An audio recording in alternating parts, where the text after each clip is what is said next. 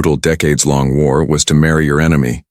In a world torn apart by alien fire and human fear, one captain faces the unthinkable: join forces with the species that nearly destroyed Earth, or let humanity burn. This isn't just a peace offering, it's a gamble on trust, survival, and a future no one can predict. Would you say yes, if the fate of the world depended on it? If you are new here, then please subscribe this channel and show thumbs up by liking the video. Now let's move toward this wonderful story. The year was 2163, and Earth was barely holding together. For over 30 years, the skies had burned with strange blue fire. Cities once full of life were now silent ruins, their buildings shattered, their streets covered in ash. Above them, giant alien ships hovered like watchful gods, massive and alive, their surfaces pulsing like breathing skin. These were the ships of the Caliph, a mysterious alien race that had come from beyond the known stars. No one really understood them, but everyone feared them. In the middle of this long war, deep beneath what used to be New Berlin, Captain Noreen Vale stood hunched over a glowing table of maps and data streams. His face was lined with exhaustion, his eyes dark with too many sleepless nights. The resistance, what was left of it, had made this underground bunker their home. It wasn't much, just concrete, steel, and flickering lights, but it was safe. For now, Noreen had been a soldier for most of his life. He had lost family, friends, and entire cities to the Caliph's attacks. He didn't smile anymore. Not really. He gave orders, planned missions, and watched as young soldiers marched off, many never to return. Still, he kept going. He had to. There was no one else left to carry the weight. Across the room, Specialist Imari Thorne sat at a small desk, surrounded by radio equipment and tangled wires. She was quiet, always listening, always focused. Imari wasn't a fighter. She was a listener, a watcher, someone who saw the patterns others missed. Her hands moved quickly, adjusting dials, tuning in to the strange frequencies that floated through the air. That night, as Noreen studied the latest losses, 2 more cities gone, Imari's voice cut through the silence. "Captain," she said, her voice calm but urgent, "you need to hear this." Noreen walked over, his boots heavy on the concrete floor. Imari pressed a button, and the room filled with a strange, soft sound. It wasn't the sharp clicks and static of Caliph military commands. It was something else, almost like music. "What is it?" Noreen asked. "I've been tracking Caliph transmissions for months," Imari said. "Most are encrypted orders, but this is different. It's not just data. It's a message." Noreen frowned. "A trap? Maybe," she admitted. "But listen to the words, or whatever they are." The sound changed. A voice, not human, spoke in a language made of tones and echoes. But there was something behind it. A rhythm, a feeling. It wasn't angry. It wasn't threatening. "It sounds like a question," Noreen said slowly. Imari nodded. "Or an invitation." Noreen shook his head. "No, they've wiped out half our planet. They don't send invitations." Imari didn't argue, but her eyes, tired and full of secrets, watched him closely. "They didn't have to send anything at all," she said, "but they did." That night, Noreen couldn't sleep. He lay on his cot in the dark, listening to the low hum of machines and the distant sound of the wind outside the bunker. His thoughts were a storm. What if Imari was right? What if the Caliph weren't just mindless killers? What if they had reasons, desperation, survival, something more? He remembered the early days of the war when the Caliph first arrived. Their ships hadn't attacked immediately. They had watched, studied. Then the bombs came. Whole cities were turned to glass in seconds. The world had panicked. Nations turned on each other, desperate for control, for answers. But the Caliph never explained themselves. They just kept coming. Noreen sat up, running a hand through his graying hair. His chest ached with the weight of every life lost under his command, every order that had sent someone into fire. He had always believed the enemy was beyond reason, but now He wasn't so sure. The next morning, he gathered his closest team in the control room. Maps glowed, screens flickered, coffee steamed in metal mugs. Imari played the transmission again. The others listened. Some scoffed. Some leaned in, curious. "We don't know what it means," Norin said. "But it's real, and it's not a command or a threat." "What if it's bait?" asked Lieutenant Mace, a grizzled soldier with scars running down his neck. "Draw us out, set a trap." "What if it's not?" Imari said. "What if they're reaching out?" Silence followed. Norin looked at them all. These were the last fighters of Earth. Brave, broken, holding the line with nothing but grit and hope. "I'm not saying we trust them," he said finally, "but we need to know. If there's even a chance this war can end another way, we have to try." No one spoke. Then one by one, heads began to nod. Outside, the wind howled over the ruins of a lost world. But deep below, something had shifted. A question had been asked. And for the first time in years, Captain Norin Vale found himself wondering what the answer might be. The sky above the old moon base was dark, lit only by distant stars and the cold shimmer of Earth's nearest sun. It was the kind of silence that made people feel small, like whispers floating through a vast empty hall. Captain Norin Vale stood at the edge of the landing platform, his breath fogging inside his helmet. Around him, a few trusted members of the Resistance checked their weapons, their faces tight with nerves. This wasn't a battle, at least not yet. It was a meeting, a strange, risky one. Imari Thorne stood at Norin's side, her eyes never leaving the massive alien ship parked just beyond the crater's ridge. It looked like a living creature, grown rather than built. Its surface shimmered softly, pulsing like a heartbeat. The Calith emissary had agreed to meet here, far from Earth, far from Calith space. Neutral ground. But that didn't make it safe. Norin adjusted the collar of his uniform, worn and patched from too many years of war. He wasn't used to peace talks. He was a soldier, trained to lead raids, not discussions. But something deep inside him whispered that this moment mattered, more than any battle he had fought. The Calith delegation emerged from their ship without warning. No engines roared, no doors creaked. They simply appeared, walking in perfect formation down a ramp that wasn't there a moment ago. Their armor moved with them, shifting colors as they stepped into the light. And in their center walked someone different. Kale Saroon was taller than the others. His skin, if that's what it was, glowed faintly like moonlight trapped in glass. He looked almost human, but not quite. His eyes were too bright, his movements too smooth. When he stopped in front of Norin, there was no handshake, no salute, just silence. "Captain Vale," Kale said. His voice wasn't deep or loud, but it carried a calm that demanded attention. "You came." "I need to understand," Norin replied. "You said there's another way. I'm here to listen." Kyle inclined his head slightly. "We are not your enemy. Not all of us." Norin's team shifted uneasily. Some tightened their grips on their weapons. They had lost family to the Calith, friends, whole cities. Trust didn't come easily. Kale raised one hand slowly, not in threat but in openness. "The war was never meant to be this long," he said. "Our leaders saw Earth as a necessary step in our survival, but others among us see something else." "What exactly do you see?" Norin asked. Kyle paused. "Hope. In your people. In your will to survive.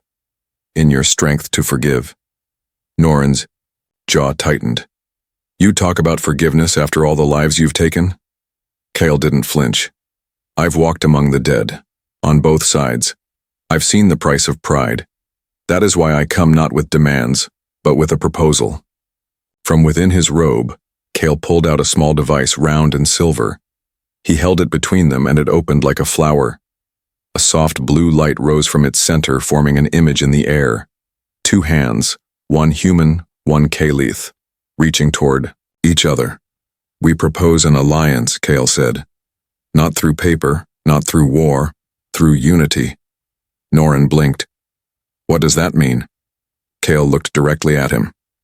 A symbolic union, a joining of our species, one of yours, one of ours, bonded, leading together. The silence that followed was sharp.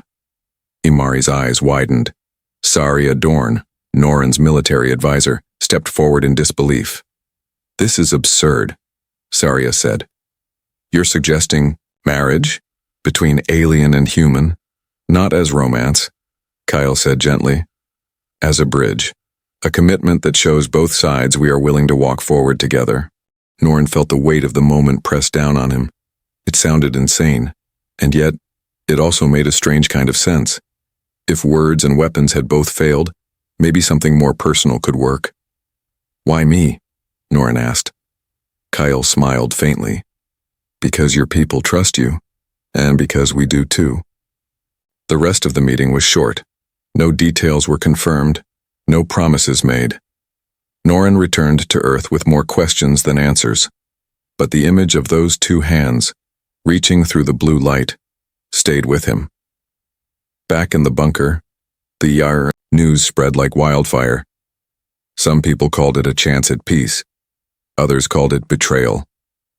Norin found himself at the center of it all, surrounded by opinions, anger, and fear. Imari watched him carefully. "What are you going to do?" she asked one night. Norin stared at the map of fallen cities. "I don't know yet," he admitted, "but I think we're standing at the edge of something bigger than any of us."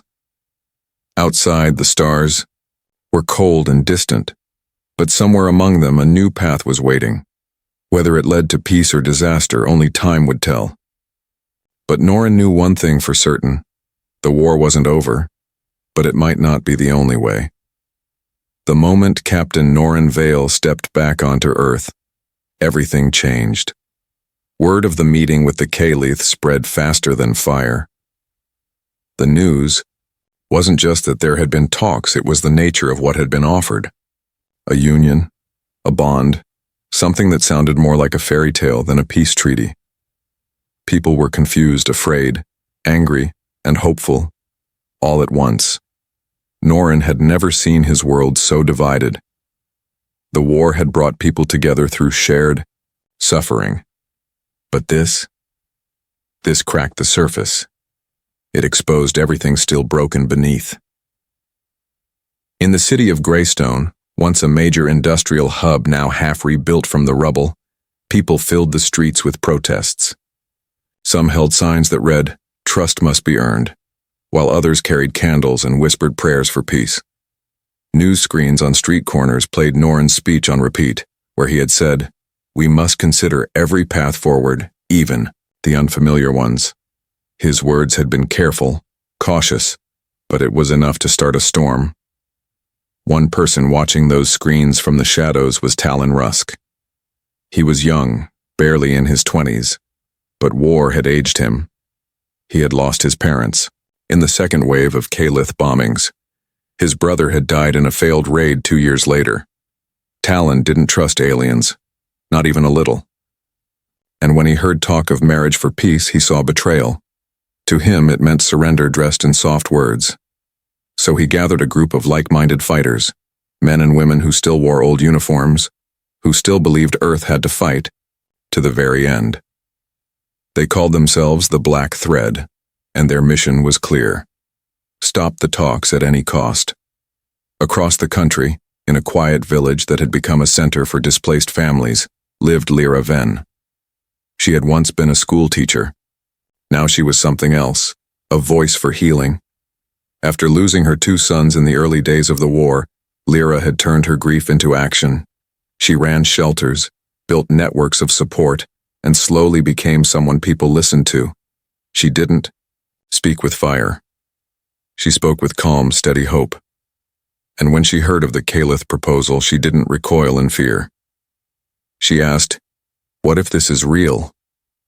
Lyra began writing letters, speaking to crowds, urging people to give peace a chance. "Not all peace begins with trust," she said. "Sometimes it begins with the courage to take one small step." Her voice reached people who had long stopped listening. It offered something the war hadn't in decades, a future that didn't taste like ash. Meanwhile, back in the resistance bunker, Norin was stuck in the middle. His team argued daily.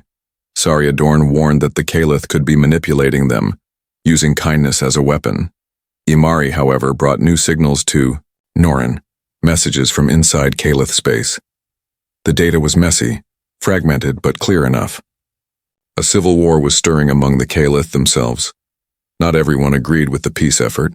Some wanted the war to continue until Earth was nothing but dust. The Queen's faction, the ones asking for unity, were outnumbered.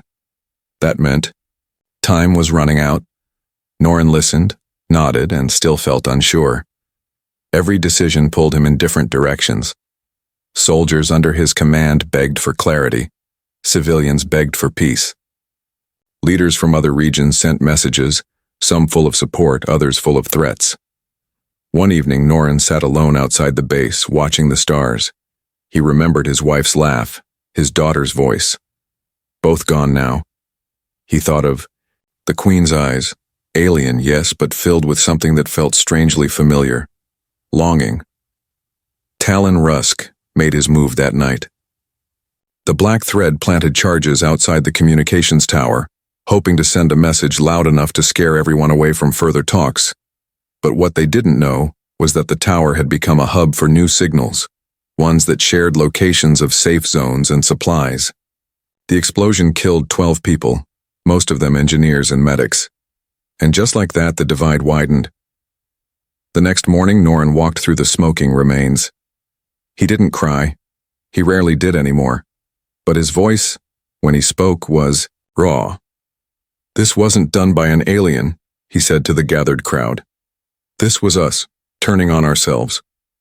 And for the first time, people began to realize the enemy might not only be above them in the sky, it might also be inside them, in the anger they couldn't let go of. Lyra Venn arrived later that day, offering her help to the wounded. She found Norin sitting alone, staring at a broken piece of equipment. She sat beside him and handed him a cup of tea. "You can't fix all of this alone," she said gently, "but you can light the path." Norin didn't answer right away, but as night fell again and the stars looked down on a tired planet, still unsure of its future, something inside him settled. He didn't know what came next, but he knew one thing: the only way forward was together, even if the road ahead was filled with fire. The journey to the edge of the Kepler system took nearly a week. Captain Norin Vale sat in the observation chamber of the shuttle, watching stars streak past the window. They looked like threads of light, pulling him toward a future no one could quite imagine. It wasn't a mission, it wasn't war. It was something entirely new. He was headed to meet the one behind the message, the one who had spoken not of victory, but of union. Her name was Anra Kethrin, the true leader of the Caliph peace faction, and the voice that had first whispered hope across the battlefield. The meeting was set on an ancient station orbiting a dead planet. It was a hollow place, left behind by some long-forgotten race. Now it stood silent, cold and empty, a perfect place for something that had never happened before. As the shuttle docked, Norin's heart pounded. This wasn't fear exactly, it was something else. A weight. A responsibility that went beyond himself. Anra stood alone when he arrived, her form tall and still against the backdrop of stars. She looked different from Kale Saroon, more fragile, but also stronger in a quiet way. Her skin shimmered like the night sky itself, filled with tiny flickers of light. When she spoke, it wasn't loud, but it filled the space around them. "You came," she said simply. "I had to," Norin replied. "Earth needs answers." Anra nodded. "And Caliph needs change."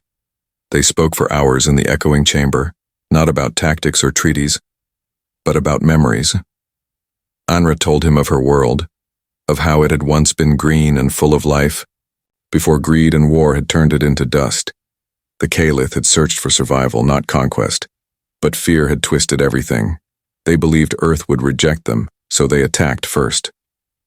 Now, after decades of destruction, some Caliph believed it was time to try something different. Not out of weakness, but because their strength had become a curse. Norin listened carefully. He didn't trust easily, but there was something in her voice, in the way she spoke of her people, that felt real. Not perfect, not safe, but real.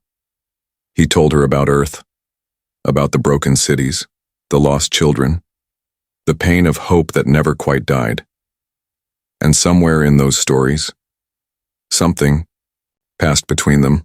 Not love, not yet, but a connection. Back on Earth, news of Norin's mission had reached every corner. Some still shouted that he was a traitor. Others held on to hope. Lyra Venn led vigils in the city centers, asking people to listen, to imagine peace, even for a moment. Talon Rusk, now in hiding, sent out messages filled with anger, calling the talks a lie.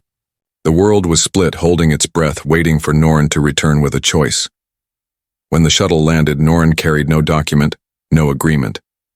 But his eyes were different. He had seen something most people never had. A path beyond survival. He stood before the council of leaders, the cameras, and the people, and he spoke from the heart. "I can't promise peace," he said. "I can't promise safety. But I've looked our enemy in the eye and seen not a monster but a mirror.